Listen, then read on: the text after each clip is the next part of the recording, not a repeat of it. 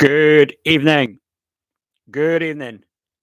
Hey, Joey Cass, how are you, my friend? So we are back again, another day, another dollar, another live stream. I want to get into all this stuff now, but Gary Lineker seems to be now the hot topic. A few weeks ago, Joey Barton. Now, but it's still football, but it's Gary Lineker. Are you cold, are you, mate? God, yeah, I'm freezing here. I mean, I'm up here in the northeast of Scotland. We've had the snow today, so I'm really feeling it too. But I want to get into the stuff with Gary Lineker. Okay, a very clickbaity title. Gary Lineker, will he be let go by the BBC? Well, there's some speculation that he might lose his position as the lead presenter for the Euros later on. So we'll get into all of that. We give it a little bit of time though, just to see how we are with numbers. What's Gaz been up to? When's he ever not up to something? You know what I mean? But he's always at it, he's always doing some kind of, virtue signaling or just being a little bit of a twit. But what I'm going to do though is I'll get the link sent out on Twitter. See, this is a pretty hot topic, so this could boost the numbers a little bit.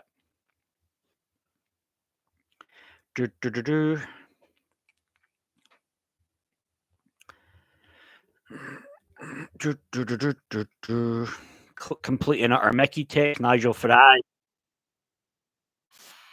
He is taking the mick though. He's pushing it. He's pushing his luck, and he knows it.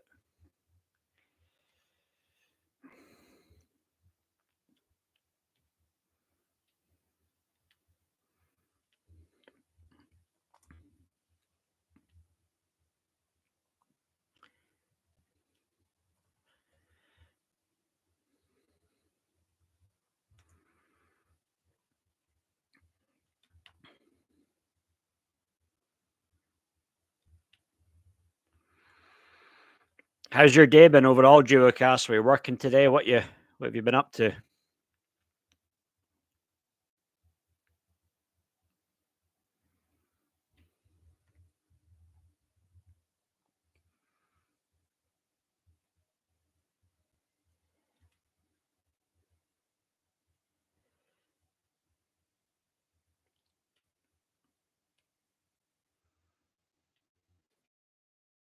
At work.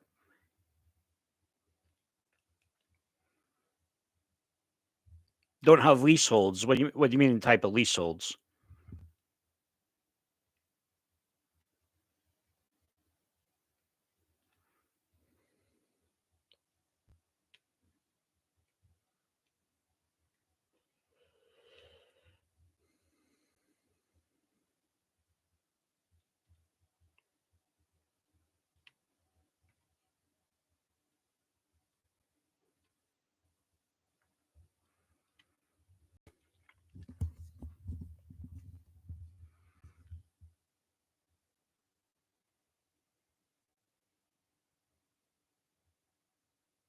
You could. Investing in general though in Britain isn't the best, You don't get the best returns in the stock market, compared to the American market anyway, you know what I mean? American market is so freaking volatile. For stocks anyway.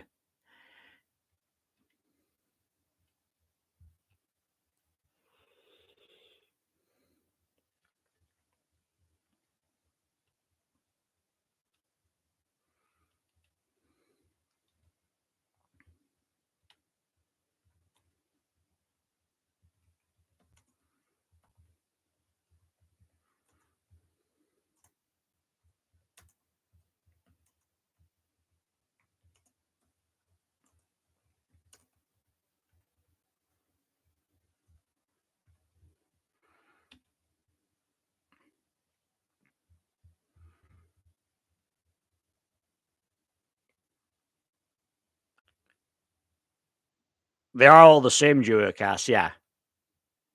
Come on, you must have known that. Meaning you could use a Scottish note in England, and that's not a problem,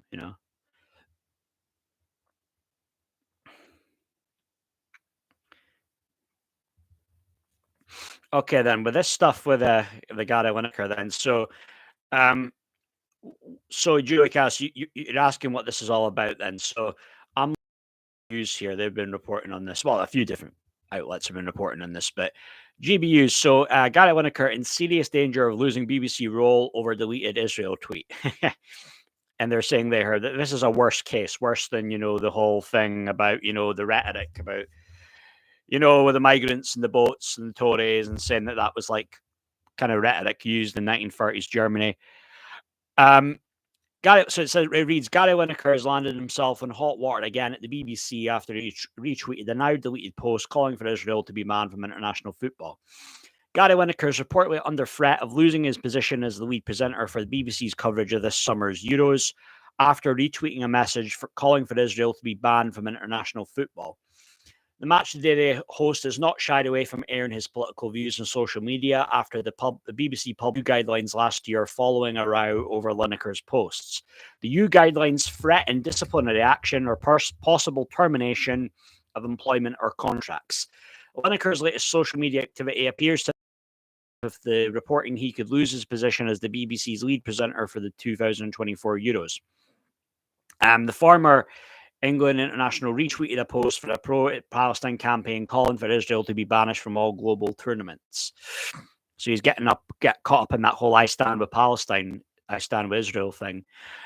So the tweet has also called on FIFA and the International Olympic Committee to take an urgent stance towards Israel's grave violations of human rights and subject it to legal accountability measures. Lineker's retweet has caused anger among Tory MPs who have called on the BBC to sanction its highest paid presenter. A senior news figure has told that Lineker's latest social media activity puts his role covering the summer's Euros under serious risk. Personally, if it was me, I'd just get rid of the fucker now. I've lost all interest in him a long time ago. It goes on, though. It says they are a worse case than usual. Precisely, it's an area that Gary is covering. You cannot have a presenter paid for by all license fee payers who regards the participation of one country as illegitimate as a personal view. Another BBC insider added, does he really not look more carefully before sharing inflammatory information? Yeah, you'd think so after all what happened last year, all that controversy around, but close to this time last year, it was about 10, 11 months ago, right? Typical Gary. He's let everyone know where he stands in Israel, but then by deleting it, he can just carry on as before. When will the bosses bring this to an end? And that's obviously the thing, though. When you delete a tweet, it's always out there. People take screenshots. Let's not forget. So BBC's guidelines for public expressions of opinion dictate that taking a public position on an issue of public policy, political or industrial controversy, or with any other controversial subject is likely to be incompatible with some BBC roles. The report does add that it's highly unlikely Lineker's role as lead presenter for the BBC's coverage of the Euros will be diminished. Well, I mean, again, this whole thing about he's going to lose the position as the Euros. I mean, can't he just terminate his whole contract now? Is that not possible?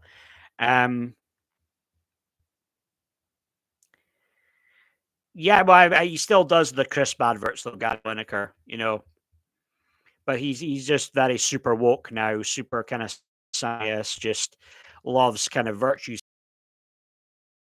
This whole thing with the whole Israel Palestine thing, because I noticed very early on Lineker was quiet. He kept quiet on this thing. When what happened with Hamas, it was October 7th. For about maybe a week or so, he was quiet. He didn't say anything. But Gary Lineker is just probably one of those guys that he can't resist virtue signaling. He has to virtue signal. I don't know. You could say it's for the likes, it's for the retweets. It's just something that he really feels he needs to do, right? And then he started saying what it was. I mean, making comments about whatever it was, Israel, Palestine, or retweeting things and whatever. But obviously, Lineker retweeting what he retweeted was, I guess, how he felt. He agreed with it. That was an endorsement. Sometimes people specify on Twitter accounts, retweets are not always endorsements. But Lineker, that was what he felt about Israel. And it's not even, I'm not even on the I stand with Israel camp, but you're making it a whole thing like Israel this, Israel that. Israel have to be, banned from international football. So it's almost like you're kind of like you've already decided to tar them with the same brush as, with Russia. And that's a whole other story. But it's just Lineker again. And Lineker tried to backtrack and claim that it was just football use he didn't realize or whatever the hell. But that, again, that's just another kind of like smug, kind of like, deceptive kind of response of like, I just thought it was football use or whatever. But at the end of the day, you read it, you thought, okay, yeah, Israel should be banned from international football, and that's what you really think. There will be a lot of people out there that disagree with you. Now the whole thing with all this stuff, yeah, he has a right to his opinion. Absolutely, he has a right to his opinion. But again, we've seen this time after bloody time when people give their opinion. That's what you call a nuanced opinion, an unpopular opinion. What happens to these people? They get cancelled. Their lives are just affected, never the same again. They could lose their livelihoods. It could drive them to depression, suicide. Some people take their own lives when the mob go for them and try and cancel them from everything. Try and call up their employers, threaten them, try and get them the sack, cancel them from doing shows like music or comedy or whatever the hell. And with Gary Lineker doing the stuff that he does, sometimes I feel it on his part. It's kind of a low key flex, right? It's a flex. It's his way of kind of saying, I can do whatever I want. I know I can get away with it. Even in his case, but with his case though, it's a little bit different considering it's the BBC and there's supposed to be this idea of impartiality, but that's a whole other thing. That's kind of a bit of a farce, is it really?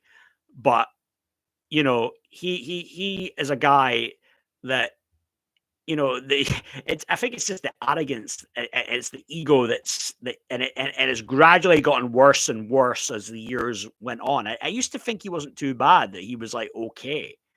I guess more fool me. Maybe he never really was. This is always the kind of idiot and twat that this is who he is. And I mean, this is the thing because okay, Gary Lineker is good at his job, right? He is a good presenter. I'll give him that. But it's not like he's the only person in the world that's a good television presenter. This idea that like Gary Lineker is irreplaceable.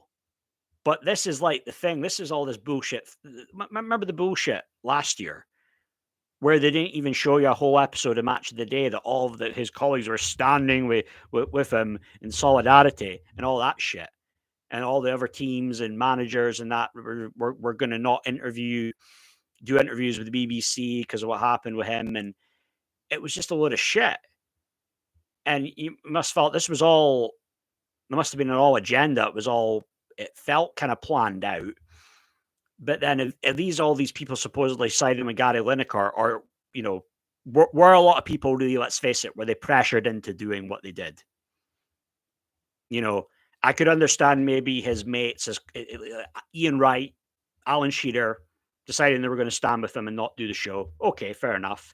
But all the other people that supposedly weren't going to do their job just, because of Lineker saying what he said, and with the whole thing with impartiality with the BBC, it was that was very questionable. But it's just this thing that he's this gatekeeper, and it's this idea that like he can never be replaced. There's this arrogance there that like, and I've seen it in old jobs that I was in. It's this arrogance that people have, that just because you've been in a job for a certain amount of time and you're quite good at it, that you can like throw your weight around and be a bit of a dick.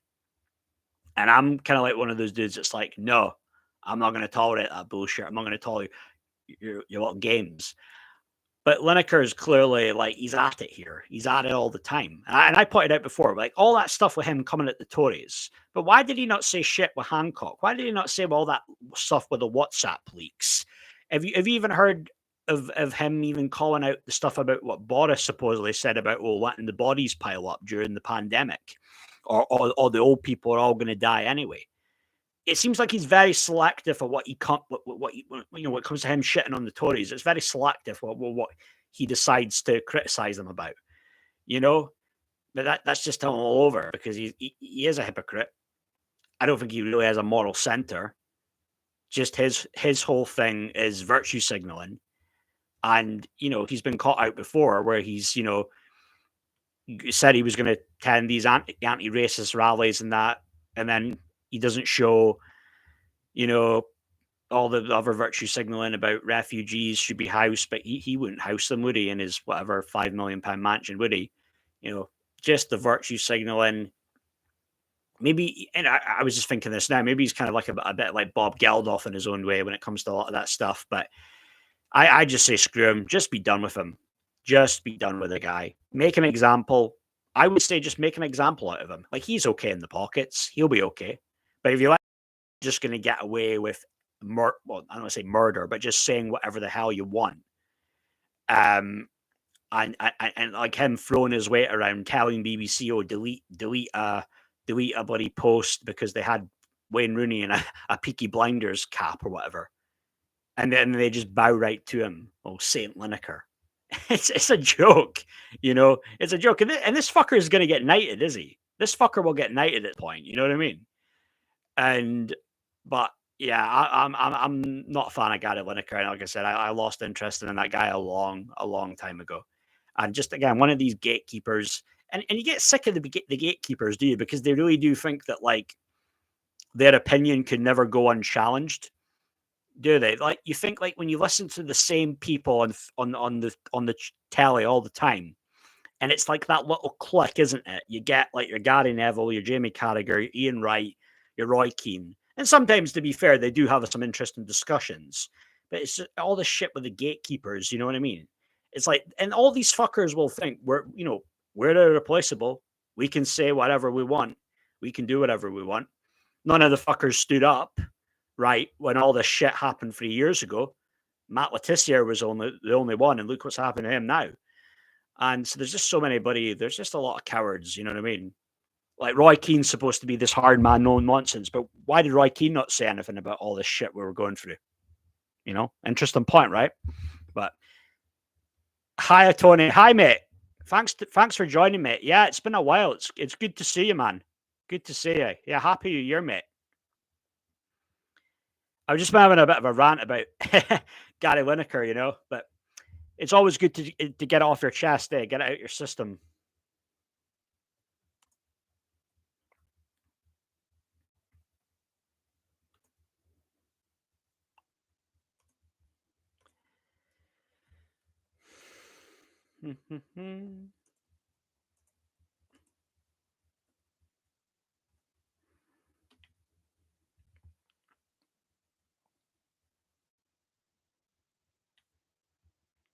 He does, doesn't he? He does.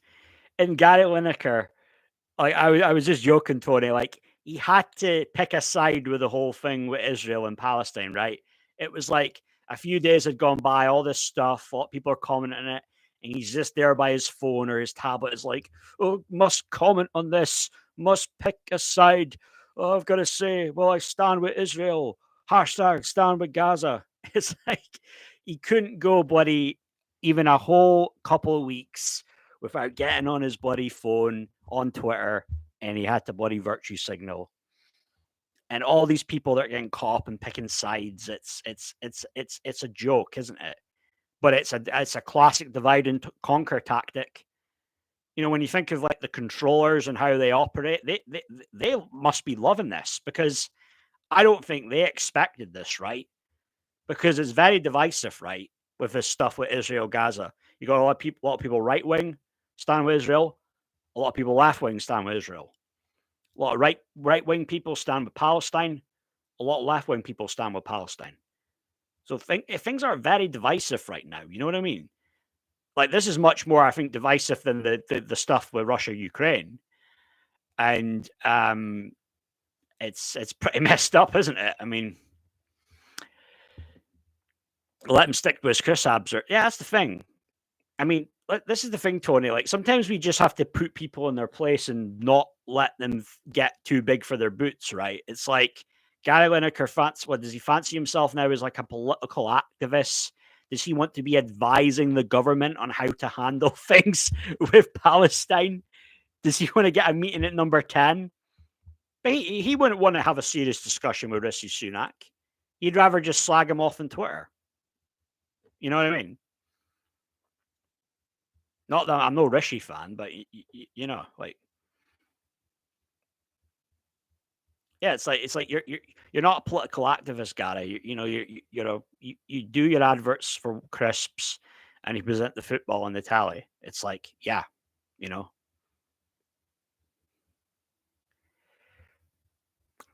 I don't think he'll care, but the reason I don't think he'll care, Tony, because he knows there's always going to be the people there that will be in his corner right away, no matter what. So, you know, Alan Shearer, Ian Wright, Micah Richards.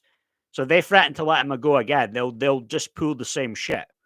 We're not going on match of the day without Gary. We're not going on, man. It'll be the same shit that gets pulled. Telling you.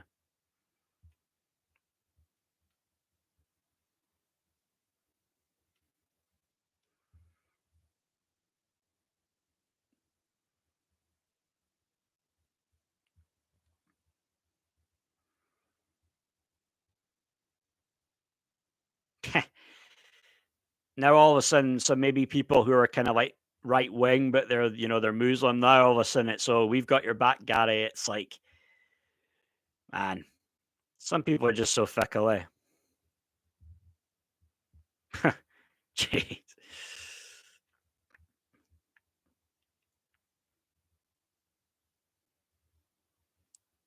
Yeah, yeah. Well, it's like Ricky Gervais. Remember Ricky Gervais saying, you don't relate to ordinary people. Just get your little award, thank your agent, and then fuck off. That's it.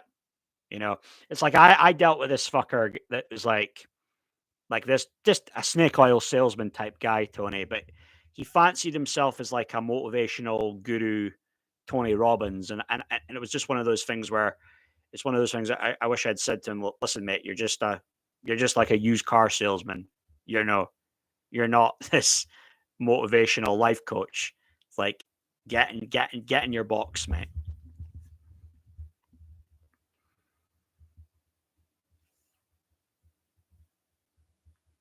No, some of them, yeah, in 2020, they still went up in virtue signal. Yeah, I know. I mean, I've seen that speech a few times, and yeah, I mean, it's class, the Ricky Gervais speech. Um, just all the people squirming in that room, eh? Tom Hanks and oh me, yeah. There's a few stories about him out there, eh? Tom Hanks.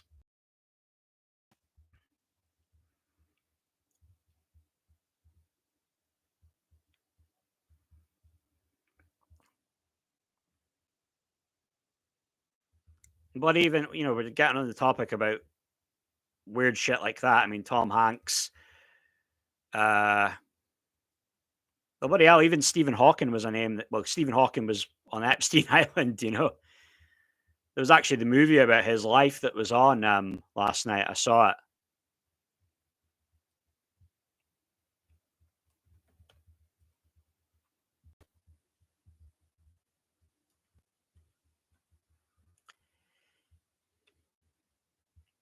Mm.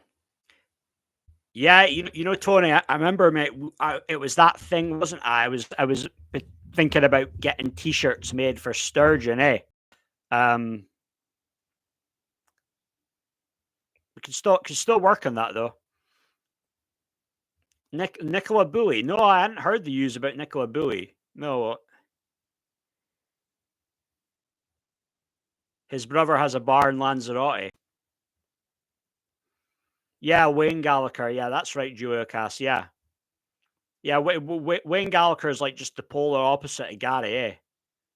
Like, comes across like this dodgy dude that's like could be a drug dealer, eh? And just don't get the best vibe from him, eh?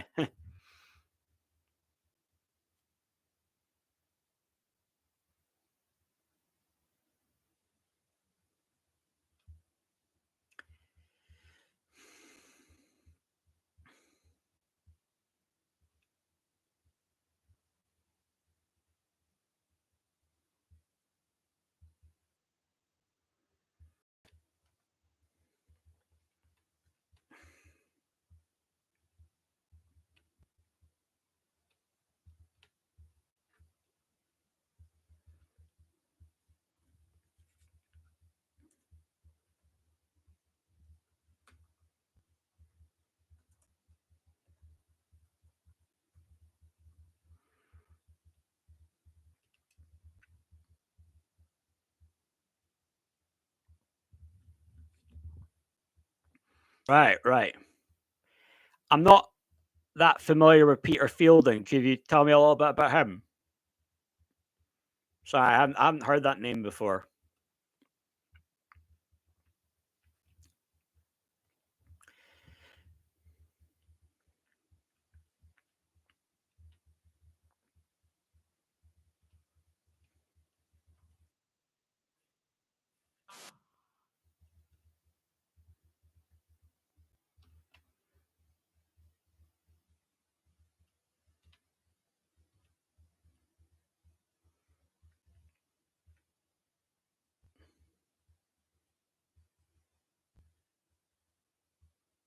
So the guy that did the river search, there was some connection that he had to the Nicola Buoy cover. Is that what you're saying?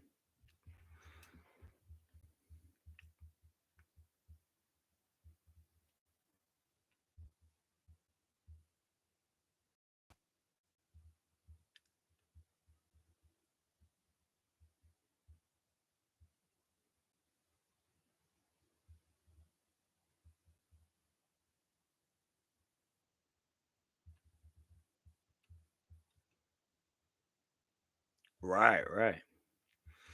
Yeah, there was always something a little bit fishy about that story, Tony. There was always something a bit weird to me. The interview with the boyfriend, the weird analogy about him saying he felt like he was on the Truman Show. There was something about that story to me that just didn't add up. And it's funny going into stuff like that, Tony. I was watching this video of Edinburgh video, um, uh, for it was about Madeline McCann, and it was a guy that was like a trained attorney, and he was also trained in like statements, police statements, and that suspects would give, and it was they were asking her, this was when they were looking to get a investigation for Madeline, and just from the wording and the things that they would use and talking like, oh, for this instead of doing it this for this instead of for their daughter, for Madeline, just the wording of it was very interesting. And yeah, I that's kind of, when you think about it, like that whole Madeline McCann thing. I mean, that's just one big psyop, right, Tony? I mean, for at least a good, I think when that thing all came out, was it 2007, right? I think for at least about a month and a half, 2 months, I think they might have had almost the majority of the public fooled, right, into thinking that something must have happened. She must have been snatched, taken, and there's no way that something happened, that some parents could have done something, right? But then there started to be a lot of questions. Jerry walking out of the interview, that was to me a smoking gun. Um, yeah, I mean, I feel a certain way about all that stuff. I'm not gonna lie.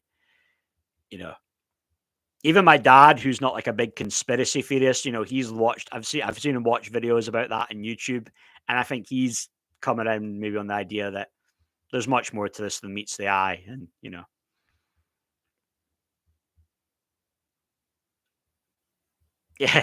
Didn't remember, it was that facetious answer that Jerry gave in the interview, Tony. Ask the dogs.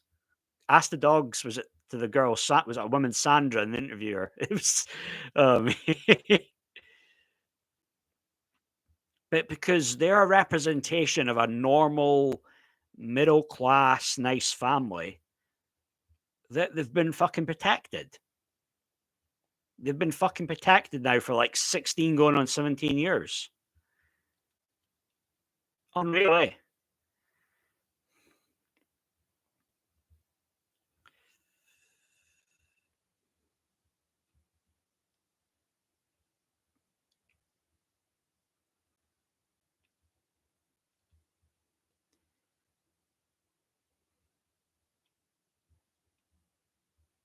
Yeah, I know that. There was some connection to Gordon Brown, right?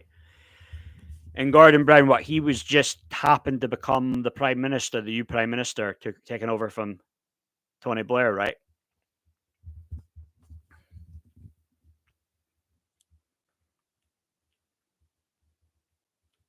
There's multiple different theories on this, Tony. I don't know what your thoughts are, mate. That you know, it was a sacrifice. She intentionally got killed. I've even seen some out there theories that they think that Madeline had been sexually assaulted. Um, I mean, to me, the theory would be something happened, an accident happened, and they panicked. That would be to me a plausible theory, but that's just that's just me.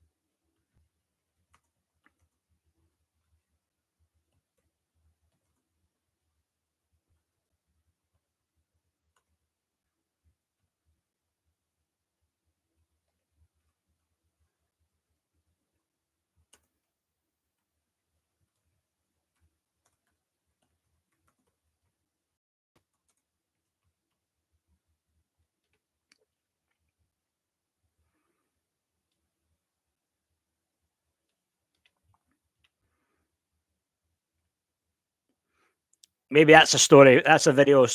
That's a video for another day, Tony. That whole stuff of Madeline McCann. Go down that rabbit hole. I have to find. I have to find that video and leave it a link. I'll leave it a link in the chat because it was a really good video. Detective. Where are we?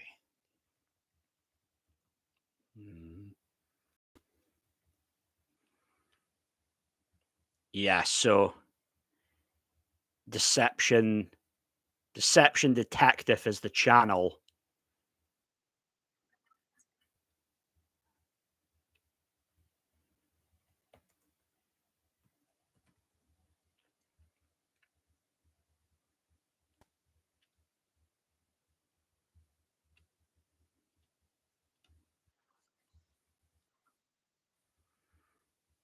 Okay, this is the video here. How to spot a charity scam, Madeline McCann. I'll leave that there.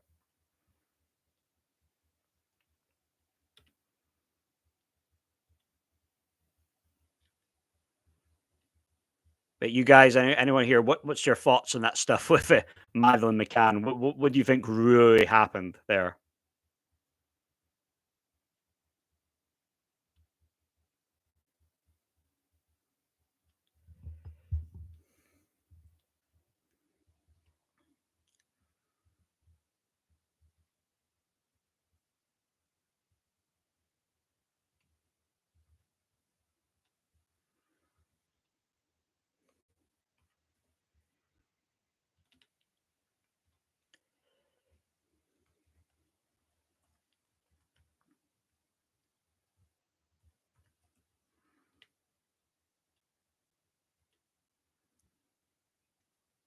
You become a member, Tony.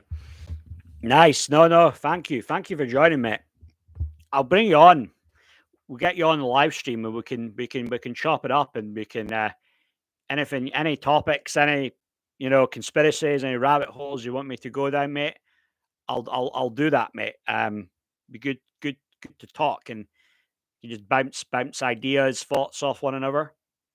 That'd be good.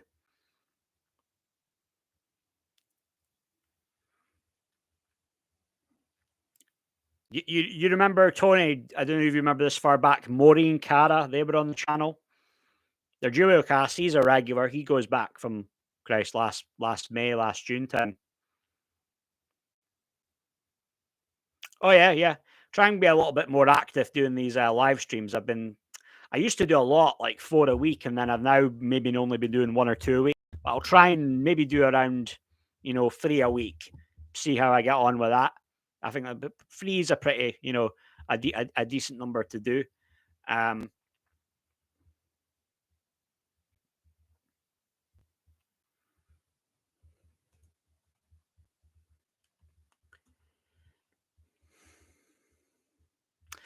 just seeing what people are saying here about Gary Lineker. This is Adam Brooks. Killed accidentally, yeah. was it there was a church that they were going to, wasn't it, when they were in was a place called Pradaluz, and it was like a priest there that they interviewed the priest, right? It was like an Irish guy.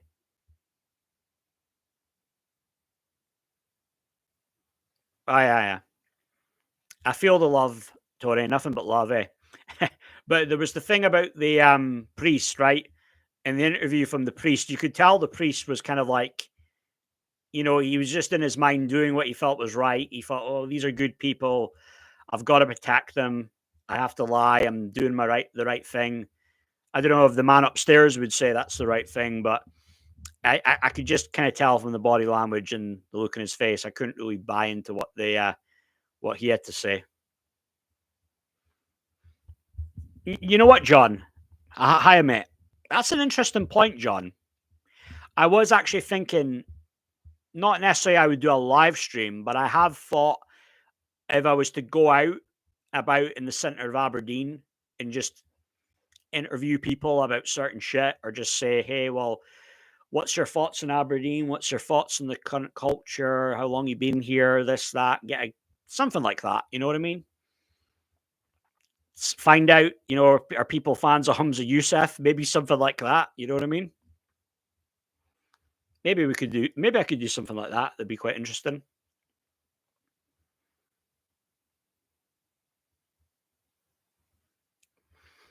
Well, yeah, I've done that sometimes on my videos, Tony. I do. Well, I'll say I'll leave us like if I have a video. I'll say it's going to be up in maybe a few hours' time, and then you can get people to wait, and then they'll see it. I do that. Adam Brooks, though, he was saying here on Twitter, the biggest hypocrite on Twitter, well, X, has deleted the Israel tweet with possibly the most ridiculous excuse I've ever heard. You coward. Gary Lineker, you should have gone with the hack excuse that most idiots used. That's a good point. I'm actually gutted my license fee pays for this moron. Hamas, a proscribed terrorist organization, is celebrating Lineker's tweet via its Quads use agency. The same Gary Lineker that has had his wages paid via our TV license money. Cosmic. And again, if it was all one standard, if everyone it was judged by the same standard, but sadly in this world it's one standard for another, always. So I don't think Gary Lineker ain't going to be getting cancelled anytime soon.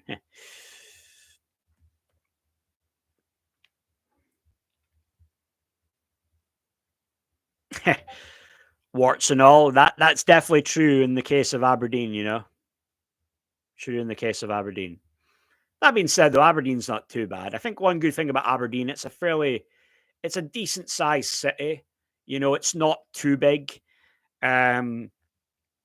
You'd maybe feel in a big city like, Glasgow, Edinburgh, feel like you'd be, especially like a London, right? You'd get lost in the shuffle, so to speak.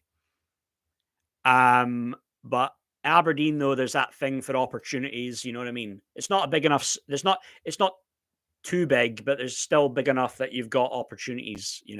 So.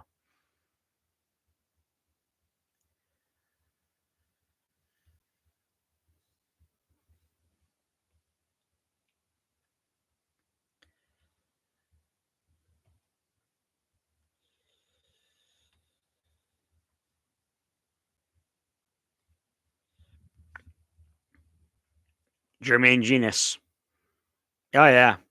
Well, anyone that's behind their cause, John, So Lineker's a useful idiot. Yeah. He's a guy that they're probably laughing at, really. You know what I mean?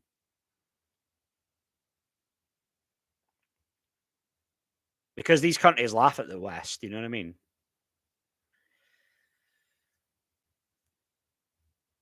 All right. Right. Just one time though, you were up in Aberdeen, John. It's not too bad. It's not too bad. I like Edinburgh a bit more personally. There's a bit more of a sentimental value to me. Edinburgh is where my mum was from. I go down there a lot. It's there's relatives nearby. So it's a very nice city, Edinburgh. I really do like Edinburgh. Yeah, maybe Jermaine Genius will replace him, Tony. But if we allow the corporation or whatever this idea, this narrative that he's irreplaceable, it's like Nah, it's bullshit. It's like, yeah, okay, you were a half decent presenter. You're pretty good at your job, but it's like there's other people there that can do just as good of a job as you, if not better. I dare say. Gigs in Edinburgh, yeah, I pretty imagine a pretty lively scene for different types of band on in Edinburgh. And then obviously when you always have the Fringe Festival, August time. I've never been to the Fringe Festival though, but well, one day I'll check it out. I'm just seeing with Joey Barton's been chatting shit today.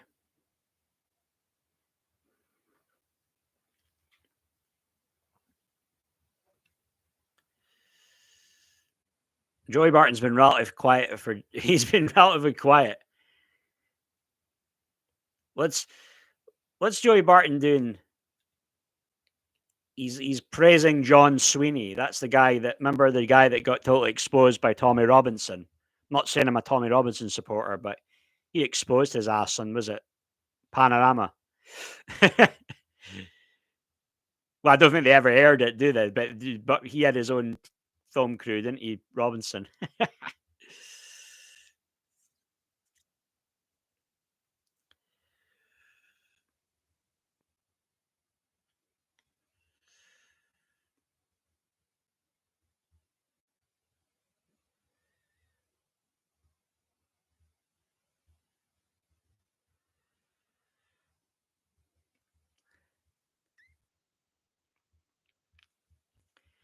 There's all that stuff about Everton and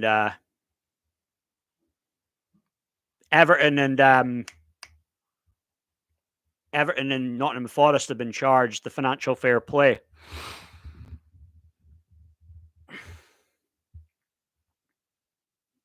John, do you think is the Fringe just become a bit too more left wing now, just too woke? Yeah. I'm on pretty high ground, Tony. But yeah, we've got snow here in Aberdeen. It's been proper cold today, mate. Aye.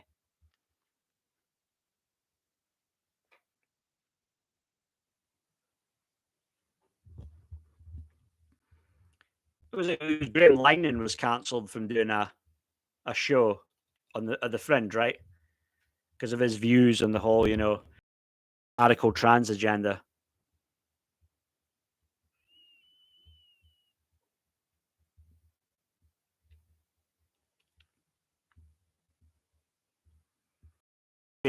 I mean, I'm imagining it looks like that. What Forest will probably end up getting a points deduction as well, right? They could get, I guess, the same as Everton, right? A 10 points deduction.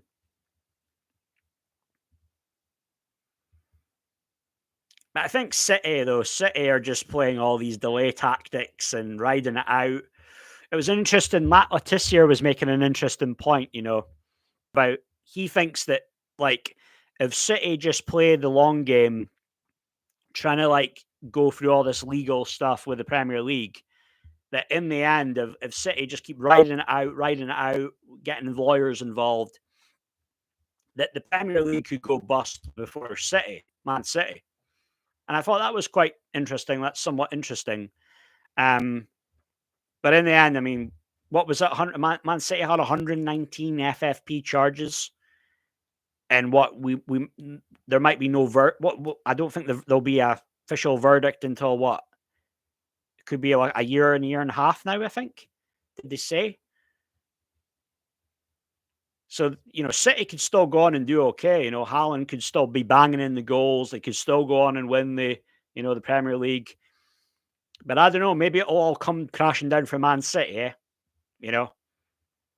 Think back 20 years ago at Man City, right? Bloody hell, Man City. Back when Joey Barton played for them. No, I did see that Brian Clough's slapping the guy. He was a character, John? You could never have a guy like that today, right? Funnily enough, the only guy that doesn't really give a shit and who was a manager, Joey Barton, Joey Barton doesn't care. And that's pretty evident from all the stuff he's been tweeting. Some people will say, well, it's run out of fucks. He's maybe better, losing his job now or whatever as manager. because he'd been pretty quiet for a good few years, right? He hadn't been going all these Twitter rants when he managed, Fleetwood Town, Bristol Rovers, but I don't know. A lot of it, I feel, with Joey Barton's just shtick, though. I don't even know if he fully believes everything he's saying. And bloody, praising a guy that's lost his credibility and that journalist John Sweeney a long time ago. That's a little odd there.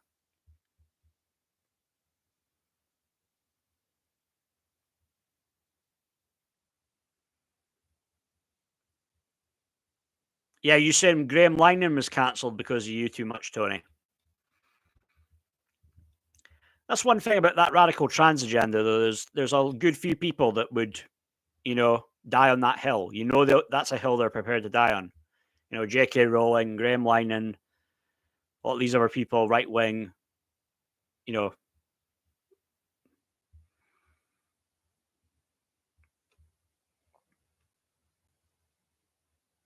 Oh, Matt Letizia. Sorry, yeah. Yeah, Matt seems to be a pretty good guy with character. One day though, Tony, I thought about this. I want to grow the channel to the point where I can have a conversation with him. I'd like to speak to Matt Letizia.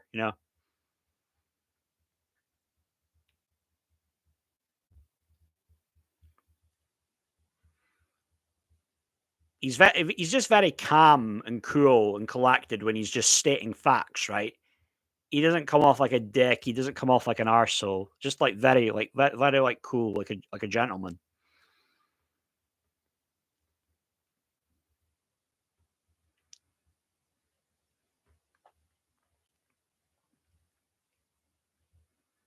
Oh yeah. I mean, it's a bit of a thing. Like I reached out to a certain big YouTuber about trying to get somebody on the show for a conversation, and then I didn't actually get a response directly from them. It was like through like an agency of theirs, so it was a pretty big channel. Um, and I'm just going to leave it for now because they're talking about these all your metrics and all this stuff and stats, and I'm not in that place yet, but obviously got the potential to as I keep growing with this.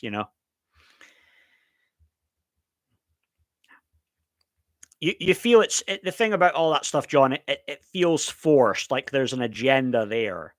That okay, I've got no problem with the popularity of the women's game. I've got no problem with that at all. But when you feel it's being forced and it's been shoved down our throats, that's when I have a bit of an agenda. And in some cases, they get big attendances. They'll sell out the World Cup final or the Euro final or whatever, and that's excellent when the women do that. But then that's the case of a big final, you know what I mean? But what happens when it's all the other games they have in their Premier League or the Women's Super League or whatever the hell it is? And those attendances are pretty dire. And then when you look at some of the women, I'm not being a dick or judgmental, but some of these women are just, they don't look, not all of them look like athletes. They're just, a couple of them are just flat out of shape. They're overweight. But am I a dick for saying that? They're saying, well, that someone's not right there. Not the best people are being selected, but they do get selected. It's like bloody, Pep Guardiola shamed bloody Calvin Phillips publicly and saying he was overweight. But realistically, most people looked at Calvin Phillips, put 15 people in a room, and they all looked at him. Would anybody say he was overweight? Probably not, right? But again, one standard for another, isn't it? There used to be a lot of like overweight footballers, right? There was a few overweight footballers, and they'd still bang in the goals. Even when Ronaldo was overweight, he banged in the goals. Aberdeen's best goal scorer of all time, Joey Hart, late 70s, early 80s, he had a gut on him. And he's still our best goal scorer of all time. Sometimes it's not always about, sometimes it can be more just talent that you've got naturally as opposed to like being in the gym and, getting a six pack. You know what I mean? But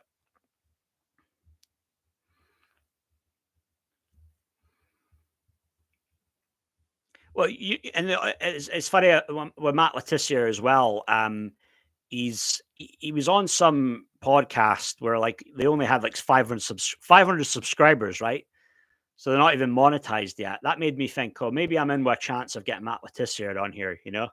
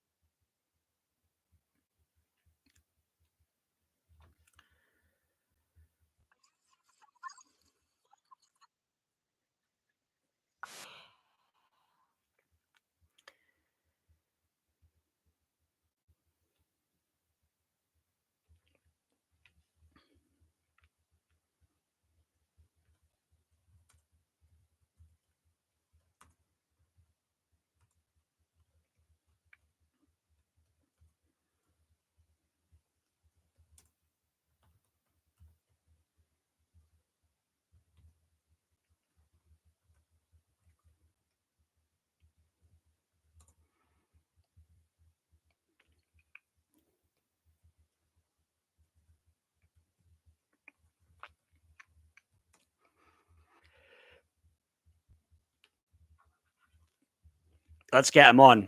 Yeah, we'll push for it. We'll push for it, Tony, mate. Be good. Oh well, mate. If there's anything you'd be able to do, mate, help me out. I would owe you one, Tony. So thanks.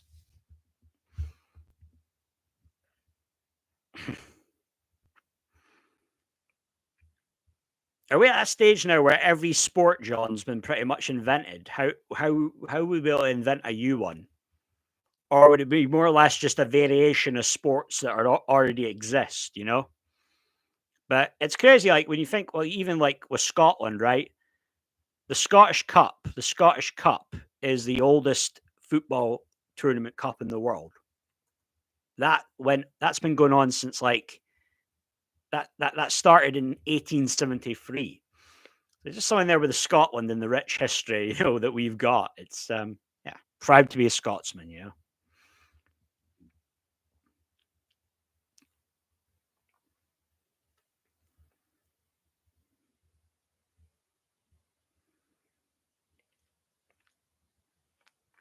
I don't know, man. Something about the world though, the way things are going. I mean, it's all AI now, you know, from it was basically what this time last year when all of a sudden it's all this stuff, AI, chat GPT, you know. I mean, it's pretty cool what AI can do, but then there is some things that are pretty freaky and disturbing, right? When you see some shit online and you think, how the fuck were they able to do that, you know? People creating AI videos of how what the world will look like in 100 years' time, and it's pretty eerie, you know, pretty bloody eerie.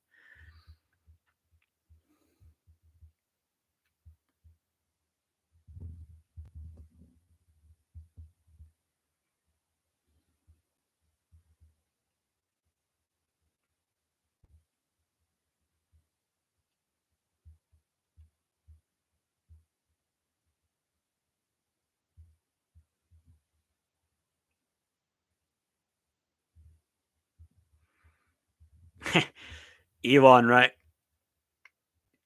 Is Elon supposed to be our savior, right? Elon's fighting the establishment.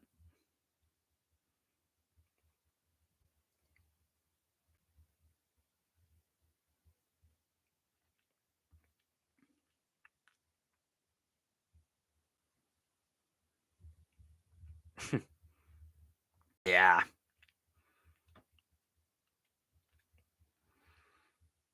What's that whole fascination with the X thing as well, Tony? Is that maybe a bit of a red flag there?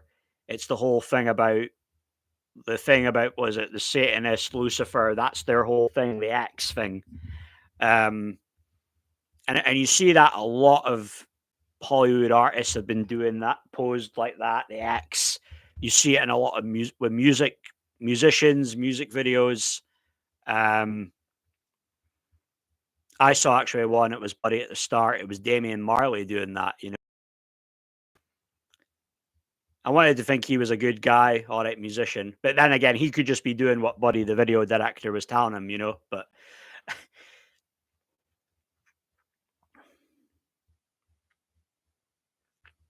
SpaceX, yeah, yeah. Because I mean, what you had one company called X. Is that going back from like that was like in 1999? Or was it the company that later was it that came PayPal? Was it called X initially or something like that? It's like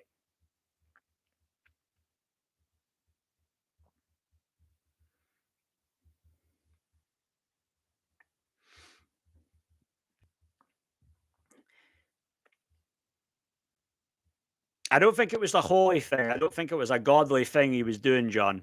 And again, it's an inverted world we live in, John. So you don't know if it's supposed to be good or bad. You know, they say that what Friday 13 is an unlucky number. That's what the Satanists love that number. But then I've heard stuff that was actually a holy, a spiritual number. But then the Satanists robbed that. Um, you know, you always see that thing that people do. Oh, peace, man, peace and love. But then they said that was a sign. That's what the Baphomet did. He did that. You know, so, like I said, it's an inverted world we live in. What is real is made out to be fake. What's fake is made out to be real.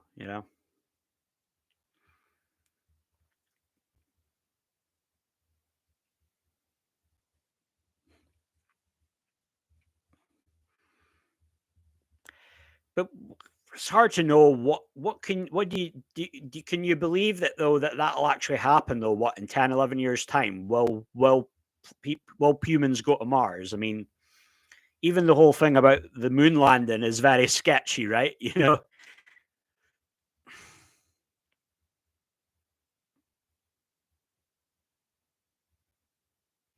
Kudos, not the 13th disciple. Interesting.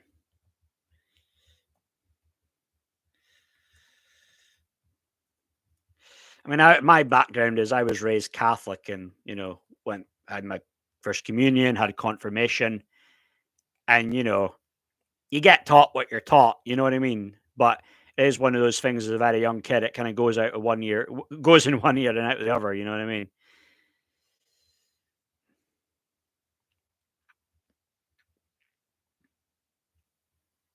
It's awful. I mean, again, I haven't fully looked into the story, Tony, but is it awful skeptical that they were able to film it, right? Even being able to have to film that, and the whole thing of one small step for man, one giant leap for mankind. Like it just seems like very Hollywoodish, doesn't it? Like I don't know. I had some doubts about that. Yeah, some people might say that they didn't really land in '69. That was fake, but maybe later on they did. Like I don't know, but I'm not like deep into that type of conspiracy theory. I could care less, really. Again, I'm not like one of these like flat earther type people either. But you know,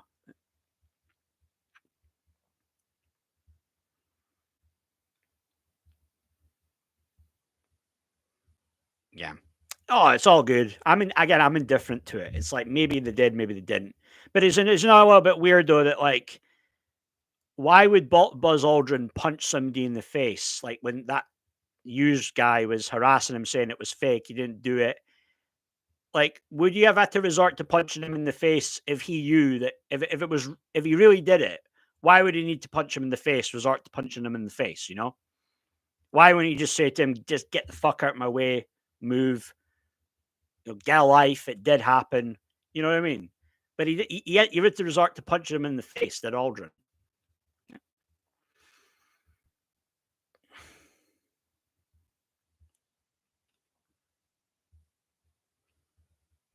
I think was it Armstrong at one point as well was told to swear in the Bible that you went on it, but you didn't, or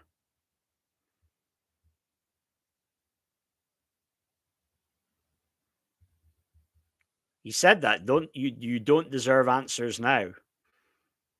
Interesting. That's an interesting response to give, eh? All right. So I've come up to just about 60 minutes. So I'm just going to start wrapping this up. But thanks guys for coming on. Tony, good to hear from you. It's been quite a while. John, appreciate you coming on too, mate. It's been a little bit while since I last heard from you. Julio Castle, you still might be there, but I appreciate you coming on early at the start, mate. Always good to see you.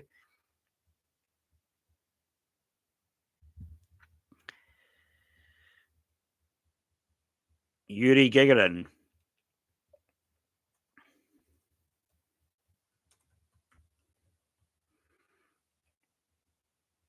So Yuri Gagarin, Soviet cosmonaut.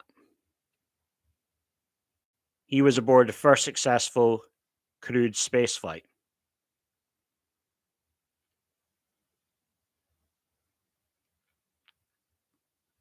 I wasn't that familiar with that story. That's one I have to look into, though, a bit more. I'm not entirely familiar with all that stuff. I don't have a huge thing into a bit big with space, but that stuff with the moon landing is a little bit interesting. But yeah, no, anytime though, Tony. Thanks guys for coming on. I'll try and be more active doing these live streams. If I don't do one tomorrow, I'll probably do one Wednesday. I'll try and make it a bit earlier, around 8 o'clock. But thanks a lot, guys. Appreciate it. It's been good chatting with you, and so enjoy the rest of your evening. So thanks. Bye.